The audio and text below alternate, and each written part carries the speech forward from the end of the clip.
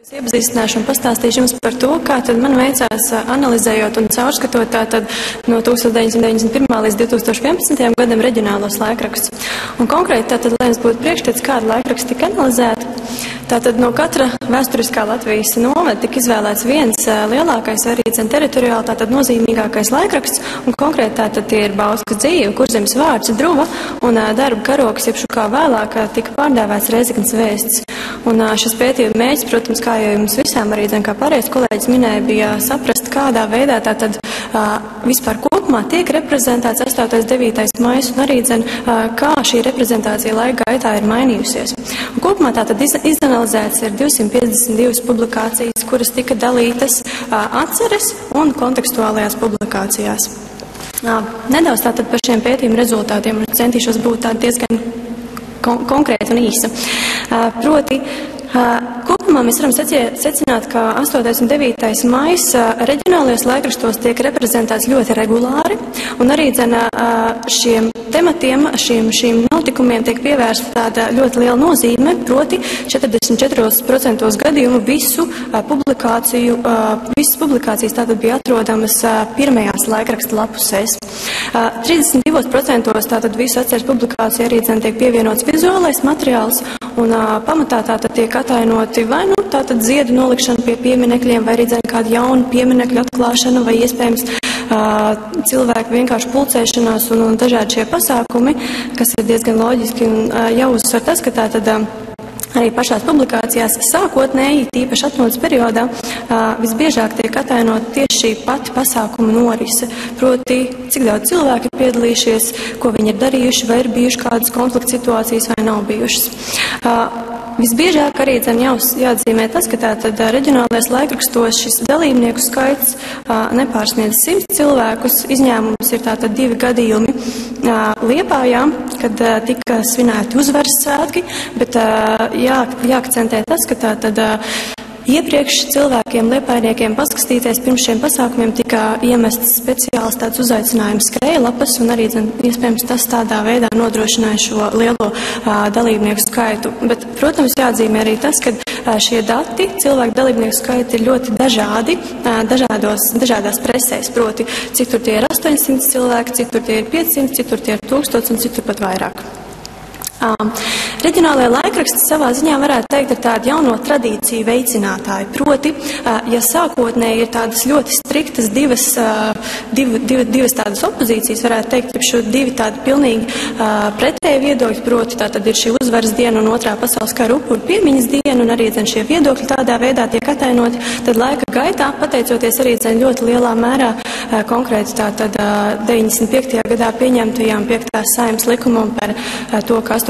maijs turpmāk ir dēvējums par nacismu sagrāvs un otrā pasaules kara upuru piemiņas dienu, un savukārt 98. gadā tātad 9. maijs tiek kalendāros nodēvēts un atzīmēts kā Eiropas diena. Tas viss veicina tātad pakāpeniski šo dienu un šo divu it kā pretējo viedokļu pārstāvju savstarpēju tādu saprašanos. Jāakcentē arī tas, ka tātad katrā laikrakstā, kurš tika analizēts, bija vērojamas tādas savas reģionālās laikrakstu redakciju politikas. Proti, ja Bauskas dzīvē tā bija vairāk tāda ignorance vai palikšana malā, tāds atstatus skats, jo kopumā tātad visu šo gadu laikā bija tikai 10 publikācijas, kuras veltīts tātad 8. vai 9. maija analīzē vai atainojumam, tad savukārt laikrakstā Druva ir jaušam tāda atbalsta sabiedrību vienojošas politikas izveide.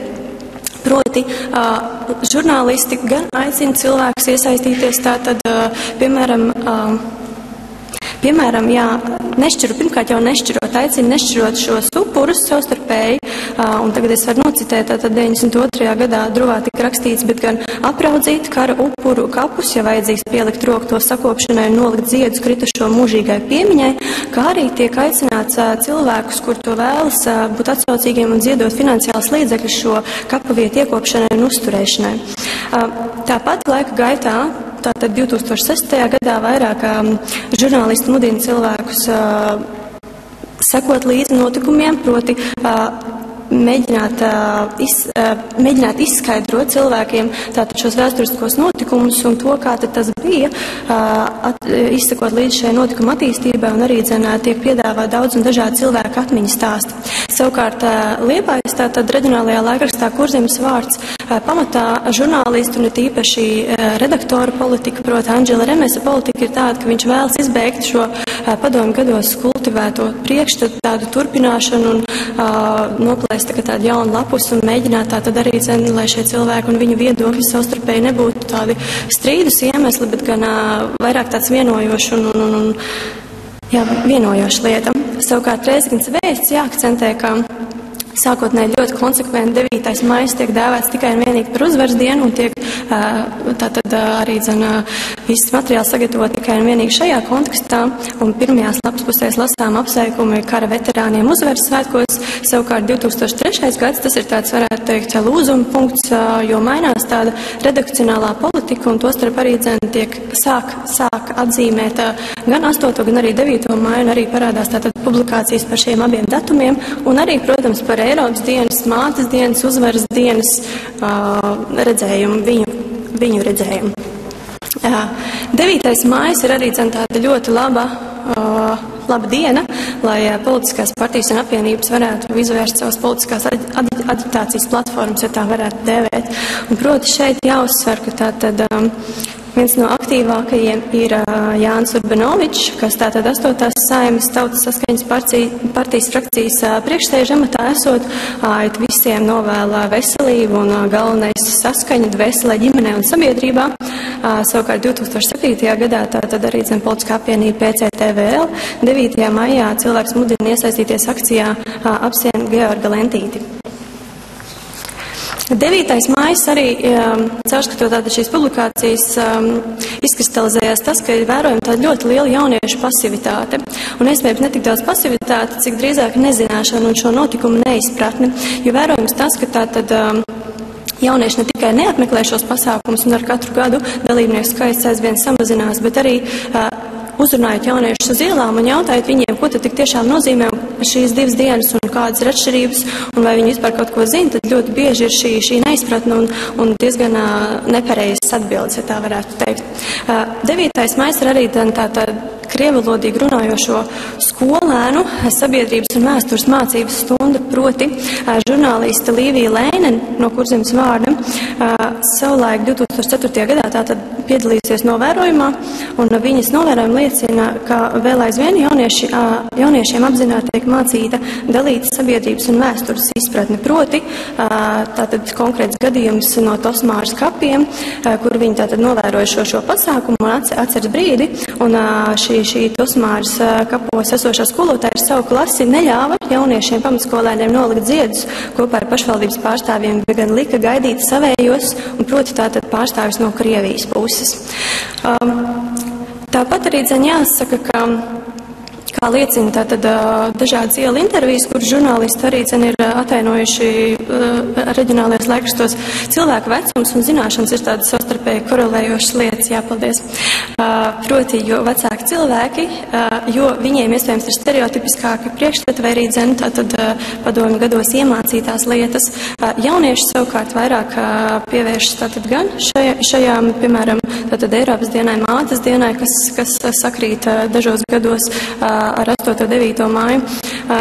Atceres dalībnieku skaits samazinās, kā jau es iepriekš minēju, un tā arī ļoti būtiska lieta. Līdz ar to nākotnē ir jau šobrīd ļoti svarīgi un būtiski, ko par šiem pasākumiem domā un vispār zina jaunākā paudze. Un liela nozīme arī tīpaši tātad dažādos šajos atceres pasākumu gada dienās zīmīgās ir piemiņas vietas sakopšanai un sakārtošanai. Lūk, un tātad šī pretrunīgā vēsture un šī vēstures interpretācija un šīs nesamierināmās puses laika gaitā tomēr ir radušas kaut kādus kopsaucējus, un kā šeit ļoti jauka arī Kurzemes vārdā žurnāliste ir izteikusi tādu savu viedokli, tad es domāju, laika gaitā tik tiešām jācer, ka arī tas tik tiešām tā būs, un mēs nedalīsim mūsējos vai ienaidniekos, bet gluži vienkārši pieņemsim vēsturi tādu, kāda viņi ir.